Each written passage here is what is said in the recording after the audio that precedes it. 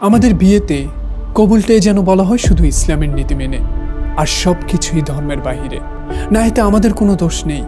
বর কনে তারা তো তখন পুতুলের মতো। আপনাদের আত্মমর্যাদা, অর্থ, ক্ষমতা, স্বর্ণালঙ্কার কত আয়োজন, এসব করতে করতে একটা ছেলে ক্লান্ত।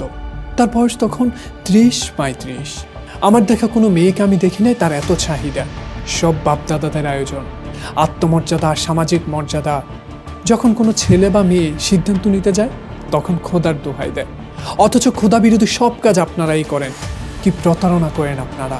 আমাদের সাথে তো করেনি, আল্লাহর সাথেও করেন। আমাদের কি দোষ? কেন আমাদের এমন সমাজ উপহার দিলেন? মাঝে মাঝে খবরের কাগজে দেখা যায় শ্বশুরবাড়িতে মেয়ে খুন হওয়ার পর বাবা বলছে, শ্বশুরবাড়ির লোকেরা অনেক প্রভাবশালী, অনেক বৃত্তশালী, আমার মেয়ের খুনের বিচার হবে না। কি আত্মপ্রতারণা করেন! হাজার হাজার বাবা তার মেয়ের সাথে এই প্রতারণা করছেন। আর ওদিকে ছেলেটা আপনাদের চাহিদা পূরণ করতে করতে ক্লান্ত। সে তখন নতুন আরেক জগৎ খুঁজে পায়। তার বয়স তখন 35-40। বয়সের সাথে সাথে মানুষের মনের পরিবর্তন ঘটে। ততদিনে সে অর্থ, ক্ষমতার লোভে হিংস্র হয়ে গেছে। কিসের বিয়ে, কিসের সম্পর্ক, এসব তো তার কাছে তখন পুতুল খেলা। না, এসবের জন্য সে দায়ী না। ওই যে আপনাদের চাহিদা, ক্ষমতা, আরো প্রভাব, বিশাল আয়োজন। এখন অন্তত বুঝতে পারছেন কেন সম্পর্ক টিকে না। ধর্মের কথা বলবেন আর